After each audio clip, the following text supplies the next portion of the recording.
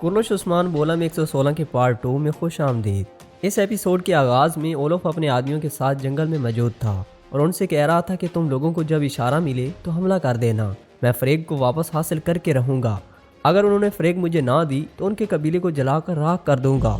इसी दौरान दान दौड़ता हुआ वहाँ पर आ जाता है और कहता है कि ओलोफ, जासूसों की तरफ से खबर आई है कि नईमान कबीले की तरफ जा रहा है। दूसरी जानिब फ्रेग को कबीले में बांध दिया गया था, जबकि बाला खतून उसे मारते हुए कह रही थी कि मैंने तुमसे कहा था कि तुम्हारे हिसाब का वक्त बहुत करीब है फ्रेग, तुम्हें अपना हिसाब देना होगा। ये सुनकर फ्रेग कहती है कि मुझे मार दो बाला, लेकिन बाला खतून कहती है कि नहीं, तुम्हारी मौत इतनी आसान नहीं होगी। सबसे पहले तुम्हें ये बताना होगा कि तुमने उरहान को कौन सा जहर दिया है। ये सुनकर फ्रेग हैरान हो जाती है और कहती है कि मैंने किसी को जहर नहीं दिया। इस पर बाला खतून उसे एक जोरदार थप्पड़ मारती है और कहती है कि तुम झूठ बोल रही हो। चलो हमें बताओ कि वो जहर किसने बनाया था और कबीले में कौन लेकर आया था। यह सुनकर फ्रेग कहती है कि मैं तुम्हें कुछ नहीं बताऊंगी। जिस पर मलन खतून कहती है कि तुम जरूर बोलोगी, हम तुम्हारी वो हालत करेंगे कि तुम मौत की भीख मांगोगी।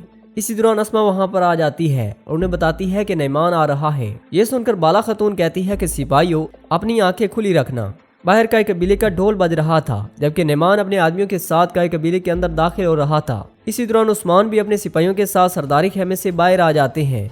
थोड़ी देर बाद उस्मान और नईमान आमने सामने हो जाते हैं। नईमान घोड़े से नीचे उतरकर उस्मान से कहता है कि क्या तुम जानते हो अजमत क्या होती है? जब मंजिल तक पहुंचने से पहले तुम्हारी शोहरत वहां तक पहुंच जाए, इसे कहते हैं अजमत। इस पर उस्मान कहता है कि चाहे बहादुर शख्स की हड्डियां खाक में मिल जाएं, तब भी उसकी शोहरत बाकी रहती है। नईमान कहता है कि एक चीज है जो तुम भूल गए हो कि अगर हर कोई तुम्हारा नाम लेने लग जाए तो तुम अपनी अजमत खो सकते हो, और मैं इतनी ताकत रखता हूँ कि किसी के नाम को भी खाक में मिला दूं। उस्मान कहता है कि तकब्बुर करने वाला इंसान हमेशा खाक में मिल जाता है। जिस पर नईमान कहता है कि बिल्कुल, अब तुम इस मिहान सुल्ताना और उसके सरदारों को ही देख लो, लेकिन मैं अजीम कमांडर नईमान उस्मान से मिलने के लिए उसके कबीले में आया हूँ। इससे बड़ा तोहफा आपके लिए क्या हो सकता है? मेरे लिए खाना तैयार करवाओ उस्मान। इस पर उस्मान भी कहते हैं कि एक मेहमान बेहतरीन खाने का मुस्तहिक होता है, क्या तुम मेहमान बनकर आए हो या दुश्मन? इसी दौरान ओलोफ निहत्ता वहां पर आ जाता है और उस्मान के सिपाही उसे चारों तरफ से घेर लेते हैं और वो चीखते हुए कहता है कि उस्मान, उस्मान।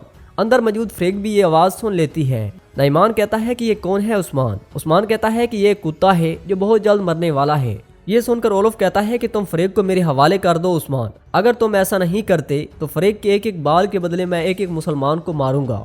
जिस पर उस्मान गुस्से से कहता है कि अगर तुमने किसी भी मुसलमान को हाथ लगाया तो तुम्हें उसका हिसाब देना पड़ेगा।